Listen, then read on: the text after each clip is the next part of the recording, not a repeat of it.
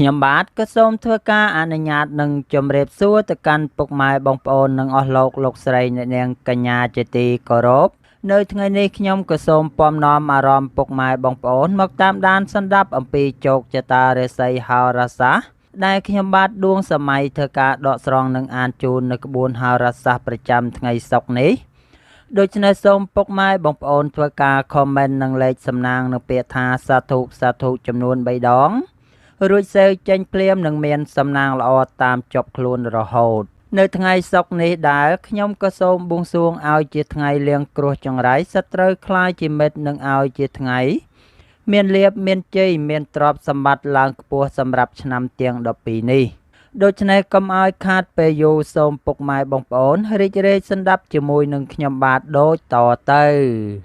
សម្រាប់លោកអ្នកដែលកើតឆ្នាំជូតកណ្ដុរមាសអបរាជចិញ្ចឹមនាំលៀបនាំជ័យនាំសុភមង្គលប្រាថ្នាអ្វីតែងបានសម្រេចហើយអនាគតខ្លាយជាអ្នកមានទ្រព្យស្ដុកស្ដំម៉ោងដែលនាំលៀបសំណាងគឺម៉ោង5ព្រឹកដល់ម៉ោង7យប់ពណ៌ដែលនាំលៀបសំណាងគឺពណ៌ខ្មៅនិងពណ៌ក្រហមលេខដែលនាំលៀបសំណាងគឺលេខ32និងលេខ68សូម comment ទៅលេខ168យកលៀបសម្បត្តិទេវតាទ្រព្យមានបារមីស័ក្តិសិទ្ធិណាស់សេវចេញភ្លាមទំនាយទេឆាត់បំផុតនឹងមានសំណាងល្អនិងប្រទានសម្បត្តិមហាសេដ្ឋីមានលៀបមានជ័យមានលុយចូលហូរហៀចំពោះឆ្នាំជូតរាសីស្រត់ចោលនៅថ្ងៃនេះបើទោះបីលោកអ្នកចេះគ្រប់គ្រងខ្លួនឯងឲ្យបានល្អនោះបញ្ហាតូចធំមិនអាចឈានចូលកើតឡើយហើយរឿងរ៉ាវអាក្រក់ដែលបំរុងនឹងកើតក៏ជៀសចេញទៅឆ្ងាយដែរចំពោះអ្នកប្រកបមុខរបររកស៊ីជួញដូរវិញចូលប្រយ័ត្នក្រុមមនុស្សអុចអាលអ្វីមួយនាំកើតក្តៅក្រហាយបង្កជាជន្លោះជាមួយអ្នកដទៃឡើយការធ្វើដំណើរទីជិតឆ្ងាយប្រយ័ត្នក្រុមមនុស្សបន្តិចពីគេងាយបង្កជាបញ្ហាដាក់ឲ្យអ្នកណារីឯមโนសញ្ចេតនាបញ្ហាស្នេហាប្រុសស្រីចូលប្រយ័ត្នក្រុមមនុស្សទី3ចូលមកអុកឡុកនាំកើតជន្លោះវិវាទឈានដល់ការបែកបាក់សម្រាប់លោកអ្នកដែលកើតឆ្នាំឆ្លូវកូននាំលៀបនាំជ័យនាំសុភមង្គលប្រាថ្នាអ្វីតែងបានសម្រេចហើយអនាគតខ្លាយជាអ្នកមានទ្រព្យស្ដុកស្ដំម៉ោងដែលនាំលៀបសំណាងគឺម៉ោង5ព្រឹកដល់ម៉ោង7យប់ពណ៌ដែលនាំលៀបសំណាងគឺពណ៌ក្រហមនិងពណ៌បៃតងលេខដែលនាំលៀបសំណាងគឺលេខ26និងលេខហើយសូម comment ទៅលេខ799យកលៀបសម្បត្តិមហាសេដ្ឋីមានបារមីស័ក្តិសិទ្ធិណាស់សេវចេញភ្លាមទំនាយទេឆាត់បំផុតនឹងមានសំណាងល្អនិងប្រទានសម្បត្តិមហាសេដ្ឋីមានលៀបមានជ័យមានលុយចូលហូរហៀចំពោះឆ្នាំឆ្លូវរាសីឡើងខ្ពស់ត្រដែតនៅថ្ងៃនេះបើទោះបីធ្វើអ្វីក៏តែងសម្រេចជោគជ័យនិងហុចផលមកវិញគ្រាន់ជាទីពេញចិត្តសម្រាប់អ្នកប្រកបមុខរបររកស៊ីជួញដូរបើលោកអ្នកចង់បើករបរថ្មីឬមានការផ្ទេរទំនិញអ្វីមួយក៏តែងហុចផ្លែផ្កាមកវិញគួរជាទីពេញចិត្តការធ្វើដំណើរទីជិតឆ្ងាយជួបភាពសុខដុមទាំងពេលទៅនិងពេលត្រឡប់មកវិញរីឯមโนសញ្ចេតនាបញ្ហាស្នេហាកំឡោះក្រមុំមានការជឿនលឿនទៅមុខនិងកំពុងស្រស់ស្រាយសម្រាប់លោកអ្នកដែលកើតឆ្នាំខាលខ្លាមន្ត្រីចិញ្ចឹមមានប្រាជ្ញាឆ្លាតវៃមានគំនិតភ្លឺថ្លាហើយអនាគតខ្លាយជាអ្នកមានទ្រព្យស្ដុកស្ដំម៉ោងដែលនាំលៀបសំណាងគឺម៉ោង6ព្រឹកដល់ម៉ោង8យប់ពណ៌ដែលនាំលៀបសំណាងគឺពណ៌សនិងពណ៌ផ្កាឈូកលេខដែលនាំលៀបសំណាងគឺលេខ42និងលេខ62សូម comment ទៅលេខ888យកលៀបសម្បត្តិទេវតាទ្រព្យមានបារមីស័ក្តិសិទ្ធិណាស់សេវចេញភ្លាមទំនាយទេឆាត់បំផុតនឹងមានសំណាងល្អនិងប្រទានសម្បត្តិមហាសេដ្ឋីមានលៀបមានជ័យមានលុយចូលហូរហៀសម្រាប់ឆ្នាំខាលរាសីស្រត់ចោលនៅថ្ងៃនេះលោកអ្នកធ្វើអ្វីតោងតែប្រទាំងប្រទើសនឹងជួបបញ្ហាច្រើនផងសម្រាប់អ្នកប្រកបមុខរបររកស៊ីជួញដូរវិញភាពសួយនៅតែមានជាប់ជានិច្ចដូច្នេះឲ្យប្រយ័ត្នប្រយែងជួបគ្រោះបាត់របស់និងគ្រោះចាញ់បោកគេការធ្វើដំណើរទីជិតឆ្ងាយចូលប្រយ័ត្នក្រុមមនុស្សបៀតបៀនយាយីដោយប្រការណាមួយ រីឯមโนសញ្ចេតនាបញ្ហាស្នេហាកំឡោះក្រមុំឬពោះម៉ាយមេម៉ាយក្តីក្នុងពេលនេះមានការចាប់កំហុសព្រោះតែភាពចង់ចាញ់ឈ្នះគ្នាសម្រាប់លោកអ្នកដែលកើតឆ្នាំថោះទន្សាយមាសមានបារមីដៃជះមានអំណាចមានមនុស្សជួយជ្រោមជ្រែងច្រើនរីឯការងារតូចធំធ្វើដើម្បីអនាគតខ្លាយជាអ្នកមានទ្រព្យស្ដុកស្ដំម៉ោងដែលនាំលេបសំណាងគឺម៉ោង5ព្រឹកដល់ម៉ោង8យប់ពណ៌ដែលនាំលេបសំណាងគឺពណ៌សនិងពណ៌ផ្កាឈូកលេខដែលនាំលេបសំណាងគឺលេខ67និងលេខ98សូមខមមិនទៅលេខ555យកលេបសម្បត្តិមហាសេដ្ឋីមានបារមីស័ក្តិសិទ្ធិណាស់សេចេញភ្លាមទំនាយទេចិត្តបំផុតនិងមានសំណាងល្អនិងប្រទានសម្បត្តិមហាសេដ្ឋី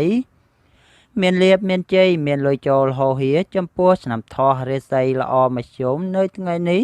ការប្រកបការងារឃើញថាជួបផលលំបាកមួយចំនួនដែរត្រូវរែកពួនផងសម្រាប់អ្នកប្រកបមុខរបររកស៊ីជួញដូរវិញមានការជួបស្ថានភាពលំបាកក្នុងការរកប្រាក់ចំណូល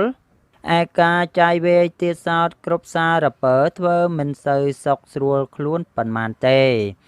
ការធ្វើដំណើរទៅទិសពេលយប់មិនសូវមានសុវត្ថិភាពទេក៏បីមានការប្រយ័ត្នប្រយែងបន្តិចទើបប្រសើររីឯមโนសញ្ចេតនាបញ្ហាស្នេហាប្រុសស្រីមានដំណើរការថយក្រោយនិងជន្លោះវិវាទច្រើនផងសម្រាប់អ្នកកើតឆ្នាំរោងពោះនាគរាជមន្ត្រីចិញ្ចឹមធ្វើកិច្ចការងារអ្វីតែងមានគំនិតភ្លឺថ្លាប្រាថ្នាអ្វីតែងបានសម្រេចហើយធ្វើការងារតូចធំតែងមានអ្នកទំនុកបំរុងសពគ្រប់បែបយ៉ាងម៉ោងដែលនាំលេបសំណាងគឺម៉ោង6ព្រឹកដល់ម៉ោង9យប់ពណ៌ដែលនាំលេបសំណាងគឺពណ៌ក្រហមនិងពណ៌សលេខដែលនាំលេបសំណាងគឺលេខ62និងលេខ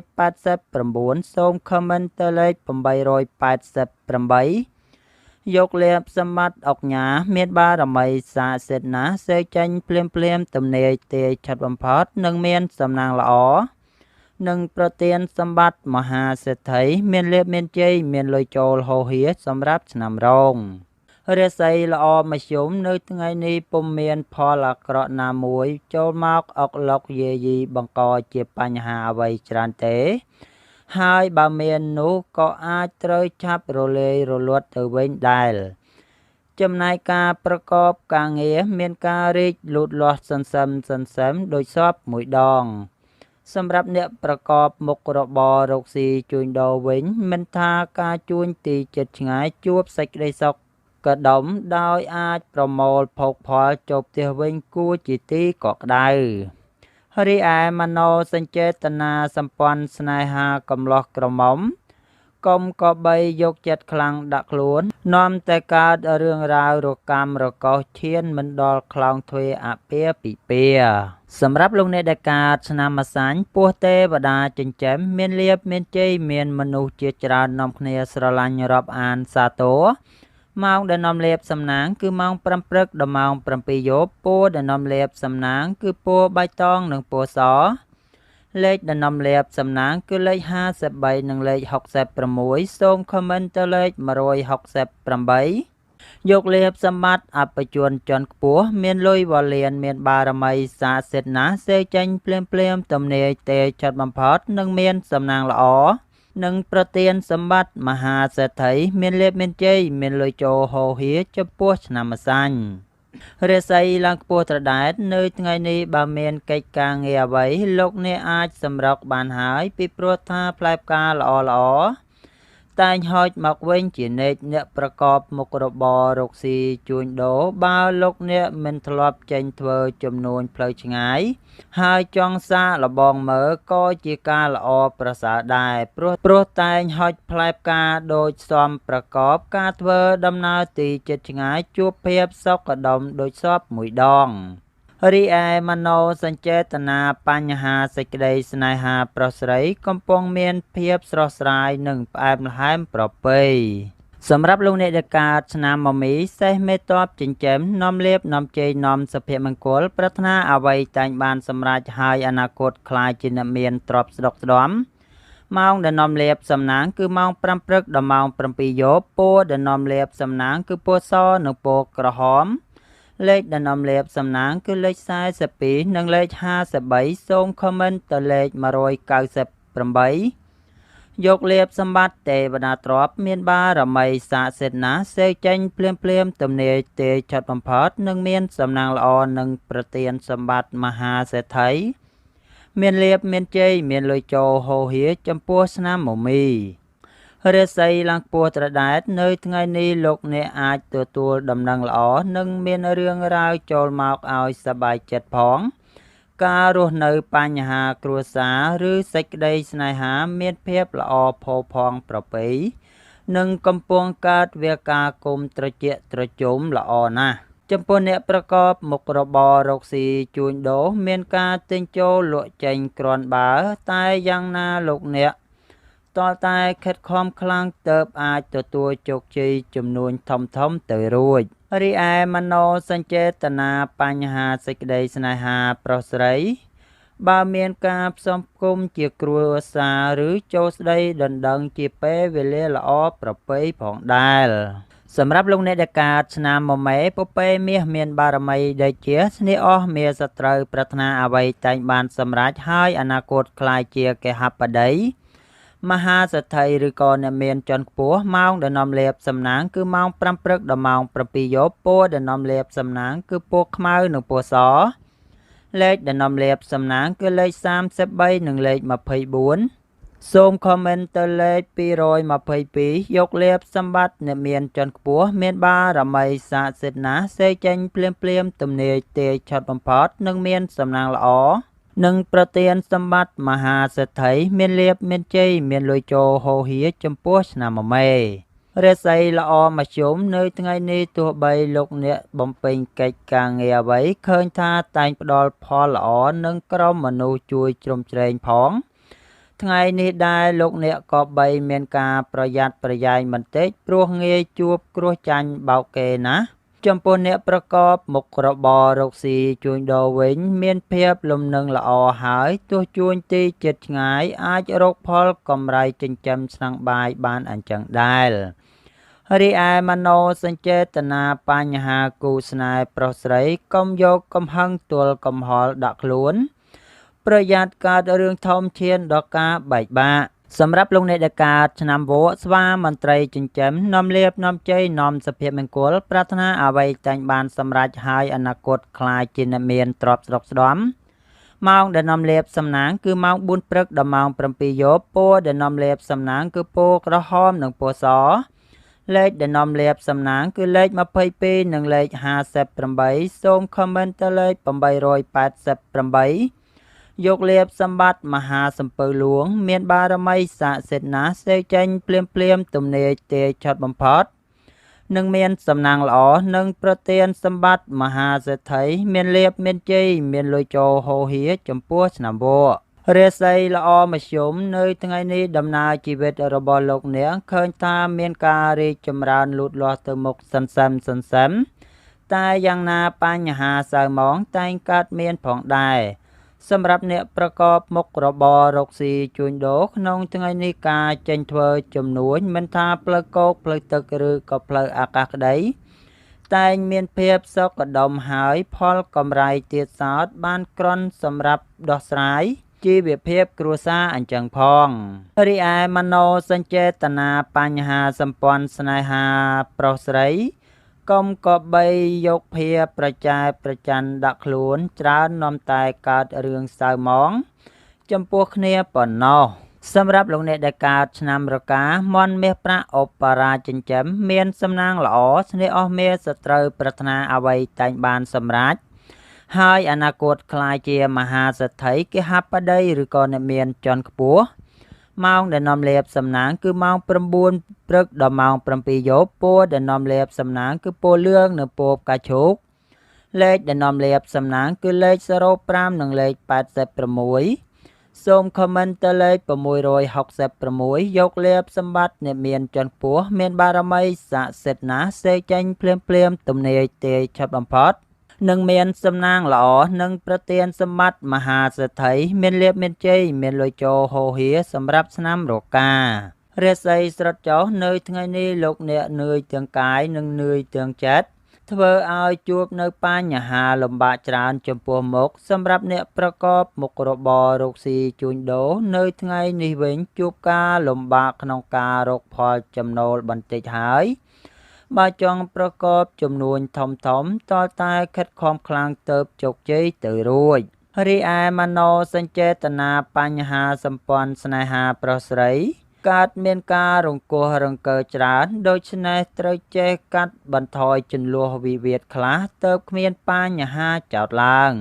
សម្រាប់លោកអ្នកដែលកើតឆ្នាំចសនៈនាំលៀបនាំជ័យឧបរាជចិញ្ចឹមឈ្នះអស់មេសត្រូវប្រាថ្នាអ្វីតែងបានសម្រេចហើយអនាគតក្លាយជាមហាសេដ្ឋីគេហបតីឬក៏អ្នកមានជាន់ខ្ពស់ម៉ោងដែលនាំលាភសំណាងគឺម៉ោង6ព្រឹកដល់ម៉ោង8យប់ពណ៌ដែលនាំលាភសំណាងគឺពណ៌លឿងនិងពណ៌ទឹកក្រូចលេខដែលនាំលាភសំណាងគឺលេខ55និងលេខ62សូមខមមិនទៅលេខ899យកលាភសម្បត្តិអ្នកមានជាន់ខ្ពស់មានបារមីស័ក្តិសិទ្ធិណាស់សេចាញ់ភ្លាមទំនាយទេចត់បំផុតនឹងមានសំណាងល្អនិងប្រទានសម្បត្តិមហាសេដ្ឋីមានលាភមានជ័យមានលុយចូលហូរហៀចំពោះឆ្នាំចរាសីឡើងខ្ពស់ត្រដែតនៅថ្ងៃនេះលោកអ្នកអាចសម្រុកការងារពេញទីបានហើយពីព្រោះថាផលជាផ្លែផ្កាតែងហុចមកវិញជានិច្ចសម្រាប់អ្នកប្រកបមុខរបររកស៊ីជួញដូរវិញការរកផលចំណូលមានការរីកចម្រើនគួរសមឡើងវិញហើយដូច្នេះលោកអ្នកអាចបើកមុខរបរថ្មីឬផ្លាស់ប្ដូរមុខរបរក៏តែងផ្ដល់ផលល្អមកវិញដោយគប់បំណងការធ្វើដំណើរឆ្ងាយជិតជួបភាពសុខដុមទាំងពេលទៅនិងពេលត្រឡប់មកវិញរីឯមโนសញ្ចេតនាបញ្ហាស្នេហាកំឡោះក្រមុំកុំចង់ទុំមុនស្រគៀលប្រយ័ត្នកើតរឿងធំគ្មាននរណាអាចជួយកើតឡើយសម្រាប់លោកអ្នកដែលកើតឆ្នាំកុរជ្រូកនាំលាភនាំជ័យនាំសុភមង្គលប្រាថ្នាអ្វីតែងបានសម្រេចហើយអនាគតក្លាយជាអ្នកមានទ្រព្យស្ដុកស្ដំម៉ោងដែលនាំលាភសំណាងគឺម៉ោង4ព្រឹកដល់ម៉ោង6ល្ងាចពណ៌ដែលនាំលាភសំណាងគឺពណ៌ប្រផេះនិងពណ៌លឿងលេខដែលនាំលាភសំណាងគឺលេខ44និងលេខ63សូមខមមិនទៅលេខ666យកលាភសម្បត្តិទេវតាទ្រព្យមានបារមីស័ក្តិសិទ្ធិណាស់សេចេញភ្លាមទំនាយទេឆាត់បំផុតនឹងមានសំណាងល្អនិងប្រទានសម្បត្តិមហាសេដ្ឋីមានលាភមានជ័យមានលុយចូលហូរហៀចំពោះឆ្នាំកុររាសីឡើងខ្ពស់ត្រដែតនៅថ្ងៃនេះផ្ដល់ផលល្អសម្រាប់លោកអ្នកដំណើរកិច្ចការងារឬប្រកបការងារតូចធំបំផុតអ្នកប្រកបមុខរបររកស៊ីជួញដូរវិញបើលោកអ្នកចង់ធ្វើចំនួនតូចធំក៏ប្រសើរដែរព្រោះថាផ្លែផ្កាដែលហុចមកវិញបើទោះបីច្រើនតិចក៏ជួយឲ្យអាចរកផលចំណូលខ្លះគ្រាន់ចិញ្ចឹមឆ្នាំងបាយការធ្វើដំណើរឆ្ងាយជិតជួបភាពសុខដុមទាំងពេលទៅនិងពេលត្រឡប់មកវិញរីឯមโนសញ្ចេតនាបញ្ហាស្នេហាកំឡោះក្រមុំបើឆ្កល់ចិត្តឆ្កល់ថ្លើមគ្នាយូរហើយជាឱកាសល្អបំផុតសម្រាប់លោកអ្នកផ្សំគុំគ្រួសារបំផុតខ្ញុំបាទក៏សូមអរគុណដល់ពុកម៉ែបងប្អូនដែលចំណាយពេលវេលាមកស្ដាប់នៃហោរាសាស្ត្រប្រចាំថ្ងៃនេះក៏ដល់ទីបញ្ចប់ខ្ញុំក៏សូមអភ័យទោសរាល់កំហុសការនិយាយស្ដីទៅខុសដោយអចេតនាហើយខ្ញុំក៏សូមបួងសួងដល់វត្ថុស័ក្តិសិទ្ធិនៅក្នុងលោកសូមឲ្យលោកអ្នកដែលកំពុងទេសនាជួបតែសេចក្តីសុខសេចក្តីចម្រើនគ្រប់ពេលគ្រប់វេលា